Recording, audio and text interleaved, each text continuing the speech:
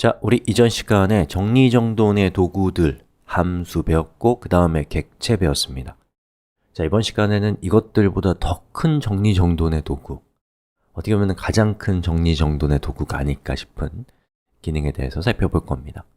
서로 연관된 코드들을 파일로 묶어서 그룹핑하는 거예요. 자, 이것을 사용하면 우리가 웹페이지가 아무리 많아도 그 많은 웹페이지들을 우리가 감당할 수 있게 됩니다. 그 얘기를 좀 진행해 볼게요. 자, 우선 제가 지금까지 작업한 이 내용을 이제 다른 페이지에도 적용해야겠죠. 자, 그러기 위해선 제일 먼저 여기 있는 이 input 태그를 배포해야겠죠. 해보세요.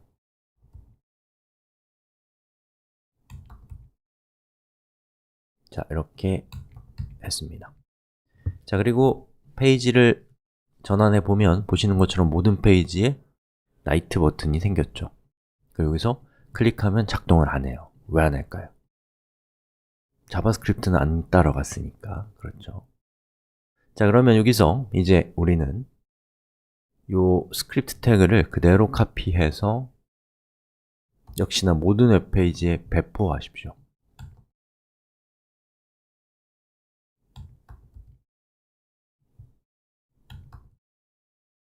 이렇게요. 그러면 이제 잘 동작하는 것을 볼 수가 있습니다. 됐죠? 자, 됐습니다. 자, 그러면 우리 좀 극단적인 생각을 또 해봅시다. 만약에 우리가 갖고 있는 웹페이지가 이렇게라면 어떤 일이 생길까요? 일단은 배포하는 것도 어렵긴 하겠지만 그것보다는 만약에 우리가 지금까지 코딩했던 여기에서 이 파우더 블루 있잖아요. 나이트 했을 때 나오는 이 링크의 색깔을 여러분이 옐로우로 바꾸고 싶다. 그럼 어떻게 해야 돼요? 저렇게 수정하면 되는데 이 수정한 것을 모든 웹페이지에 있는 파우더 블루를 옐로우로 바꿔야 된단 말이에요. 이게 쉽겠어요? 어렵죠. 어렵습니다. 자, 바로 이러한 절망적인 상황에서 우리를 구출해주는 도구, 바로 파일로 쪼개는 겁니다. 어떻게 하면 되냐면 일단은 그 파일을 만들게요. colors.js라는 파일을 만들겠습니다. 이거는 컬러와 관련된 기능들이니까.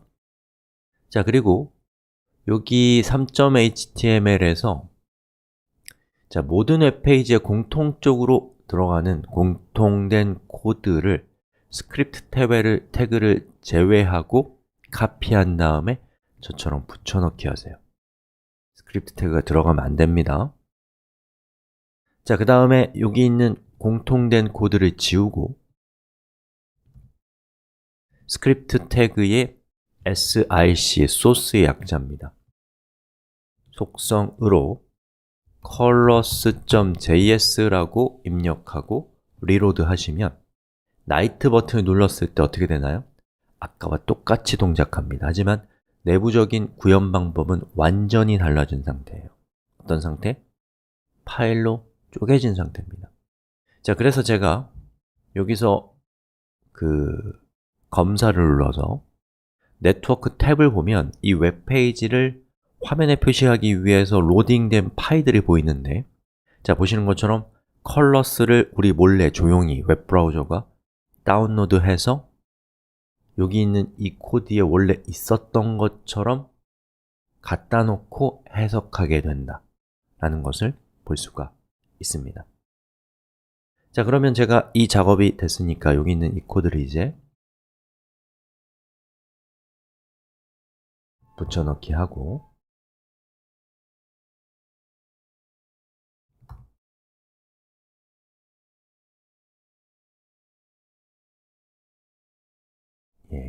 여기도 붙여넣기 하고 여기도 이렇게 붙여넣기 했습니다. 자, 그럼 모든 웹페이지에 이제 라이트 버튼이 생긴 상태이고요. 만약에 제가 이 컬러스에서 여기에 있는 이 코드를 옐로우가 아니라 예를 들면 화이트로 바꾼다. 그러면 현재 페이지 얘도 바뀌고 여기 있는 얘도 바뀌고 얘도 바뀌는 것을 볼 수가 있죠. 대단하지 않나요? 자, 그리고 우리가 이렇게 파일로 쪼갰을 때의 장점은 이제 여러분이 새로운 파일을 만들면 이 모든 코드를 카피할 필요가 없이 그냥 심플하게 colors.js라는 파일을 새로운 웹페이지에다가 포함시키면 됩니다. 그 얘기는 우리가 지금까지 작성했던 코드를 재사용하게 되는 것이고, 그리고 이 colors.js 파일을 수정하면 모든 웹페이지에 동시에 변화가 반영된다. 이것은 이제 유지보수하기가 매우 편리해졌다라고 할 수가 있는 것이죠. 그리고 여기 있는 요 3.html의 이 부분과 2.html의 이 부분이 똑같이 colors.js를 include 하고 있다면, 포함시키고 있다면 여기에 위치하고 있는 로직은 서로 완전히 같은 것이라는 것을 우리가 확신할 수 있습니다.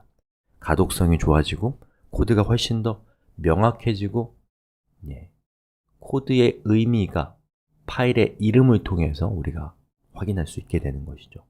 자, 이런 식으로 서로 연관된 코드들을 여러분이 여러 개의 파일로 쪼개서 웹페이지에 포함시키면 그것을 통해서 우리가 역시나 코드를 정리정돈하는 효과 또한 얻을 수 있다는 것도 기억해 주시면 좋겠습니다. 자, 이렇게 하면 좋은 점이 또 하나 있어요. 자, 보세요. 웹페이지에 이렇게 로드할 때 이렇게 되면 웹서버에 접속을 몇 번 해야 되냐면 한 번, 두 번 해야 됩니다. 이렇게 자바스크립트 파일을 다운로드 받아야 되니까. 자, 그거는 웹서버 입장에서는 좋은 일일까요? 아닐까요? 나쁜 일이에요. 접속은 적을수록 좋습니다. 그럼에도 불구하고 이렇게 하는 것이 훨씬 더 효율적이에요. 왜냐하면 캐시 때문에. 여러분, 캐시는 돈이라는 뜻이 아니라 저장한다라는 뜻의 캐시입니다. C-A-C-H-E. 한번 웹페이지에 다운로드된, 웹브라우저에 다운로드된 이런 파일은 웹브라우저가 보통 컴퓨터에 저장해 놓습니다. 그리고 다음에 접속할 때 저장된 파일을 읽어서 네트워크를 통하지 않게 해요. 그러면 서버 입장에서는 훨씬 더 비용을 절감할 수 있고, 사용자 입장에서도 네트워크 트래픽도 절감할 수 있고 훨씬 더 빠르게 웹페이지를 화면에 표시할 수 있다라고 하는 효과가 생기기 때문에 이렇게 파일로 쪼개는 것이 실제로 훨씬 더 효율적이고 돈도 적게 들고 시간도 적게 드는 방법입니다. 자, 이렇게 해서 우리가 여러 가지 코드를 정리정돈하는 방법을 배웠는데 그 끝판왕, 파일로 쪼개서 정리정돈하는 것까지 우리가 살펴봤습니다.